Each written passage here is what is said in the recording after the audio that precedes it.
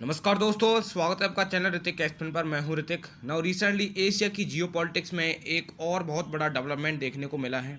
Japan की prime minister सनाई Takaichi अपनी पहली ऑफिशियल इंडिया विजिट पर न्यू दिल्ली पहुंची, जहां उन्होंने प्राइम मिनिस्टर नरेंद्र मोदी जी के साथ 16th India Japan annual summit में हिस्सा लिया।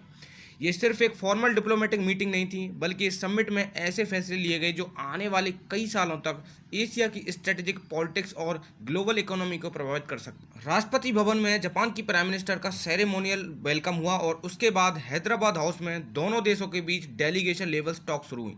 मीटिंग के दौरान दोनों लीडर्स के बीच काफ़ी वार्म केमिस्ट्री देखने को मिली और ये साफ नज़र आया कि इंडिया और जापान के बीच भरोसा पहले से भी ज़्यादा मजबूत हो चुका है।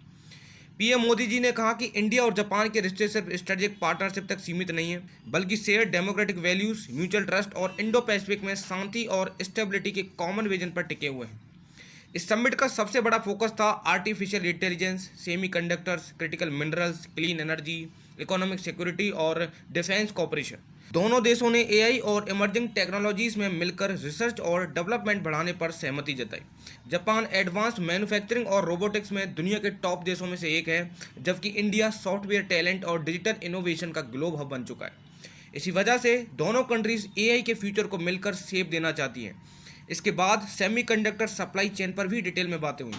कोविड के बाद दुनिया को समझ आ गया कि अगर चिप सप्लाई रुक जाए तो ऑटोमोबाइल से लेकर डिफेंस तक हर सेक्टर प्रभावित हो सकता है। इसलिए इंडिया और जापान ने रेजिलेंट सप्लाई चेन्स बनाने और क्रिटिकल मिनरल्स की रिलायबल अवेलेबिलिटी सुनिश्चित करने के लिए कॉपरेशन बढ़ाने का फैसला लिया। लिथियम, रेयर अर्थ एलिमेंट्स और दूसरे स्ट्रेटेजिक मिनरल्स फ्यूचर टेक्नोलॉजीज के लिए बहुत ज़रूरी हैं और इनकी सप्लाई को सिक्योर करना दोनों देशों की प्रायोरिटी बन चुकी है।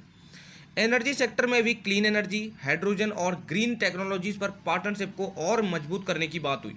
लेकिन सबसे ज़्यादा चर्चा डिफेंस कॉपरेशन को लेकर हुई, क्योंकि दोनों कंट्रीज ने डिफेंस टेक्नोलॉजी और को डेवलपमेंट को और आगे बढ़ाने का रोड मैप तैयार किया।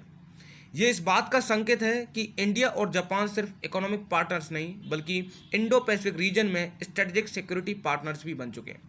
आज जब चाइना साउथ चाइना सी में अपना प्रभाव बढ़ाने की कोशिश कर रहा है, तब इंडिया और जापान की बढ़ती नज़दीकियाँ पूरी दुनिया की नज़र में है।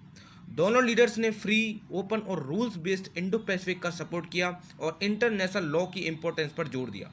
इस समिट का एक और बड़ा मैसेज ये था कि एशिया के फ्यूचर सिर्फ मिलिट्री पावर से नहीं, बल्कि टेक्नोलॉजी, ट्रस्टेड सप्लाई चेन्स और इकोनॉमिक पार्टनरशिप से ही तय हुआ।